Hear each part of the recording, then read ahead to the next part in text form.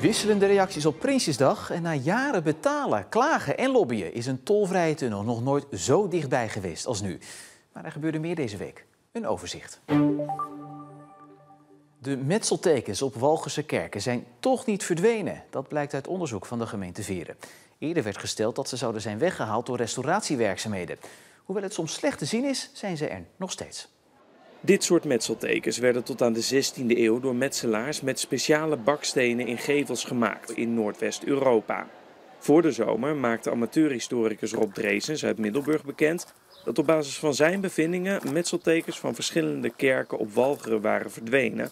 En dat zou komen door restauratiewerkzaamheden.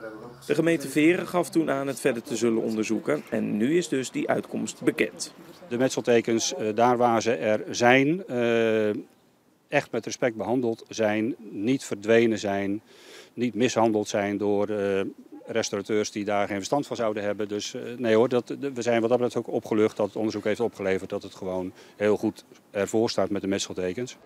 Amateurhistoricus Dreesens erkent de uitkomsten van dit onderzoek en stelt zijn eigen conclusies bij. Ze zijn niet verdwenen, alleen ze zijn eigenlijk lichter geworden zodat ze minder opvallen.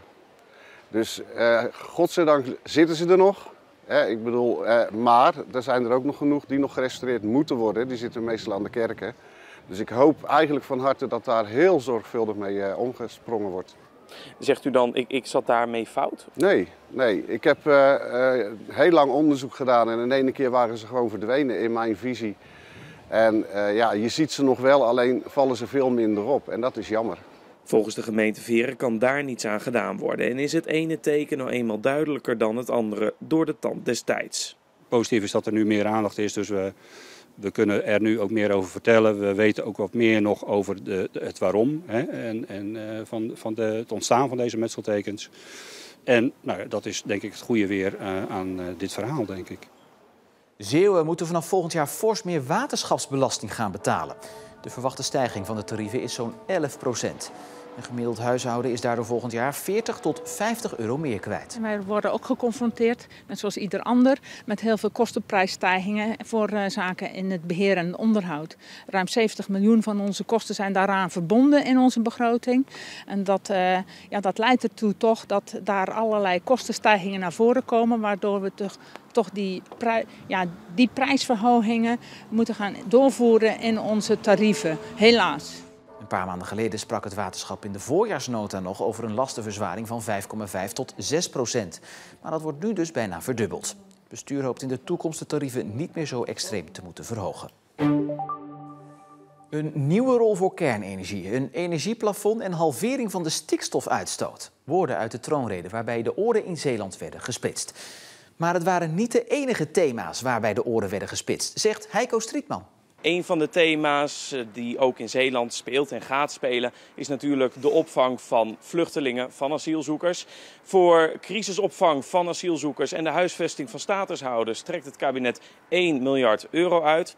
Commissaris van de Koning Han Polman zei eerder al dat Zeeland best bereid is om mensen op te vangen, om ze te huisvesten, maar dat het Rijk dan wel met geld over de brug moet komen. Nou, dat gebeurt dus nu. Vraag is alleen nog even hoeveel. Een ander thema dat opviel was kernenergie. Want Zeeland is in de race voor mogelijk 2 nieuwe kerncentrales. En het kabinet heeft bekendgemaakt dat ze 20 miljoen euro willen gaan uittrekken om onder andere te onderzoeken of de huidige kerncentrale in Borselen langer open kan blijven. En de koning die zinspeelde daar al even op in zijn troonrede. Het kabinet richt zich op een snelle verduurzaming van de industrie, op meer windenergie en groene waterstof en op een nieuwe rol voor kernenergie. Het thema energietransitie werd goed benoemd en ik denk ook dat dat terecht is met alles wat speelt op dat vlak. Het is ook goed dat daarin die rol van kernenergie in die brede energiemix is benoemd. De komende maanden gaan we aan de slag, zijn we in gesprek met het kabinet over wat dat voor Zeeland zou kunnen betekenen. Dat gaat stap voor stap. Daar is snelheid nodig, daar is meer snelheid nodig. En laten we hopen dat nu ook met deze boodschap die snelheid er ook echt komt. Gedeputeerde Dick van der Velde, 900.000 nieuwe woningen tot 2030 sprak de koning.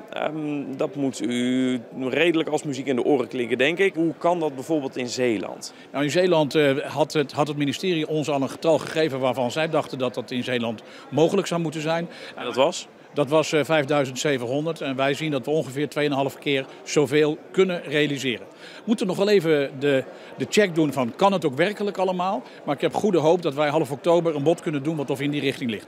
Het kabinet zal al het mogelijke doen om een breed draagvlak te krijgen voor de aanpak van het stikstofprobleem. Industrie, mobiliteitssector en landbouw moeten de uitstoot naar beneden brengen. Het doel is natuurherstel, een vitaal platteland en een goede toekomst voor de Nederlandse boeren. Daarom is halvering van de stikstofuitstoot onontkoombaar. Dat is een vreselijk lastige kluif. Ook daar was de koning heel duidelijk over. Dit zijn echt grote issues, waarbij alle emoties en zorgen die daarmee gepaard gaan natuurlijk heel logisch en vanzelfsprekend zijn. Maar hij wond er ook geen doekjes om. We gaan dat echt wel doen met elkaar. Een vastberaden provinciebestuur dus, aldus Heiko. Het provinciebestuur heeft altijd gezegd dat gaan we doen, maar wel op onze eigen manier. En wat betekent dat dan? Nou, dat betekent ongetwijfeld dat er straks een bijdrage van de boeren wordt gevraagd. Maar de provincie wil ook heel nadrukkelijk kijken naar de industrie in België, naar de internationale zeeschepen op de Westerschelde. Want die maken volgens de provincie een groot onderdeel uit van die totale stikstofuitstoot in Zeeland. Tegenover een vastberaden provinciebestuur staan ondernemers die dat gevoel niet zo delen. Zij hadden meer duidelijkheid uit Den Haag verwacht over tegemoetkomingen voor bedrijven. Want in tegenstelling tot een prijsplafond voor energie voor huishoudens kregen bedrijven niet zulke toezeggingen te horen. En als ze er wel komen, is het voor sommige ondernemers al te laat. Voor deze bakker komen de tegemoetkomingen te laat. Zijn energierekening ging van 1500 naar 2500 euro per maand. En er gaat weer een verhoging aankomen. En dus stopt hij ermee. Hoe lang heeft u deze zaak gehad? Ja, 38 jaar, dus dat is wel even pijn in het hart. U staat er toch redelijk zakelijk te vertellen na 38 jaar? Ja, nou, ik kan daar vrij nuchter in zijn. Ik zeg, voor ons was die beslissing niet zo heel moeilijk. Ik zeg, ja, als ik voor de Delta moet werken, dan doe ik het niet meer. Kijk, ik zeg, dan is het op. En dan gaat radicaal die deur dicht, want dan zoek ik gewoon een baantje. Dan heb ik een prettiger leven. En dan kom ik die laatste jaren echt nog wel door. De klanten zijn aangeslagen. Ja, ik kom hier graag. Dus ja, het is ook wel een klap om te horen dat ze gaan stoppen natuurlijk. Maar ook grotere bedrijven zijn kritisch over de aangekondigde tegemoetkomingen. Hoeveel dan en wanneer? En ondertussen lopen Vlaamse werknemers weg. Wij horen van onze bedrijven, zeg maar, België heeft als een van de weinige landen in Europa nog steeds automatische prijscompensatie. Mensen worden dus daar automatisch gecompenseerd in de lonen voor de gestegen prijzen. We merken nu al dat werknemers die in België wonen, die nu nog voor een klein deel in Zeeland werken of voor een klein deel in Zeeuws-Vlaanderen, dat die de overweging hebben van jongens, misschien moeten we toch maar weer terug gaan werken in België gaan zoeken. Want daar krijgen we die compensatie wel volledig en hier in Nederland nu niet. Ruim een kwart van de Zeeuwse zeedijken en duinen voldoet niet aan de veiligheidsnorm. Het waterschap Scheldestromen heeft de keringen beoordeeld om te kijken of ze in 2100 nog stevig genoeg zijn. Dus die vraag is niet, is er nu wat aan de hand, maar zijn ons dijken geschikt voor 2100? 2100, dat is toch een andere uitdaging dan nu. Dus wij moeten vooral aan de voorkant nu echt goed beoordelen, dat doen we, hoe zit ons keringen in elkaar? En dan hebben we veel tijd op veranderingen te anticiperen en aan de slag te gaan met de juiste maatregelen. Er is op dit moment dus nog geen gevaar voor natte voeten. Niks aan de hand nu. Wij kijken vooral naar 2100. En als we hier zeespiegelstijging hebben van meer dan 1 meter, en alle klimaatmodellen laten dat nu zien, plus een zware storm, ja, dan moet zo'n dijk ook anders eruit zien. Sommige dijken moeten bijvoorbeeld worden opgehoogd of verbreed. Bij iedere dijk wordt maatwerk geleverd. Kosten 1,5 miljard euro. Om dat op te kunnen hoesten doet het waterschap een beroep op het Rijk. Wij hebben vooral een grote misverhouding wat de opgave betreft, omdat we Zeeland zijn en andere waterschappen minder dijk hebben, maar ook een relatief kleine bevolking. En dat is een misverhouding die waterschap Scheldestromen duidelijk aanspreekt. En hier verwachten we eigenlijk ook een plussen van het Rijk wat de financiële middelen betreft. Voor 2050 moeten de zeeweringen worden versterkt om aan de veiligheidsnormen te voldoen. De dijk bij Hansweert is de eerste dijk die wordt aangepakt. Weer tegenslag voor basisschool 2-master Kameleon in Oost-Soeburg. De nieuwe school bleek eerst verkeerd omgebouwd te zijn. Toen werd hij afgebroken om opnieuw gebouwd te worden en nu staat hij een paar meter te dicht op de straat. Omdat de gemeente Vlissingen zowel toezichthouder als opdrachtgever van de bouw is, laat het nu een extern bureau onderzoek doen naar de gemaakte fouten en de gevolgen daarvan. De havens van Vlissingen, Borselen, Terneuzen en Moerdijk moeten de veiligste havengebieden van Nederland en België worden. Die ambitie werd uitgesproken tijdens het congres Veilige Zeehavens in Vlissingen. Want dat er iets moet gebeuren is duidelijk. Het TNO-onderzoek blijkt dat wij best vatbaar zijn voor criminele ondermijning. Ik denk eventjes bijvoorbeeld aan de import die hier gebeurt op bananen en zo. Die lijnen die deze kant op komen. Nou, we weten dat daar best het nodige tussen zit zo af en toe. Wij zien alleen vaak die cocaïne, maar er zit een enorme wereld van criminaliteit achter. En ja, dat willen we hier niet.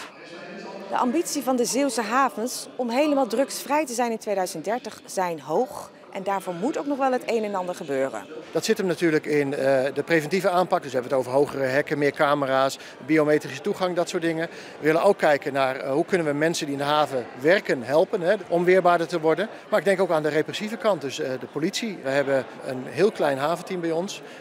En dat staat niet in verhouding tot de problematieken die er zijn. Dus daar moet ook echt iets aan gebeuren. Nou ja, we doen ons best daarvoor. En we zijn ook goed aan het kijken van ja, hebben we daar voldoende capaciteit op dit ogenblik voor. Maar als het enigszins mogelijk is, dan zullen we zeker naar een haventeam toe gaan. Maar ja, er moet nog wel wat water door de zee voordat dat geregeld kan worden. Ja. Toch is er de afgelopen jaren ook al heel veel bereikt. Als het gaat om bijvoorbeeld de meldingsbereidheid en het trainen van medewerkers, daar hebben we al heel veel in gedaan. En dat heeft best goede resultaten opgeleverd. In de zin van dat de awareness, zoals we dat noemen, de zichtbaarheid van de dingen groter is geworden.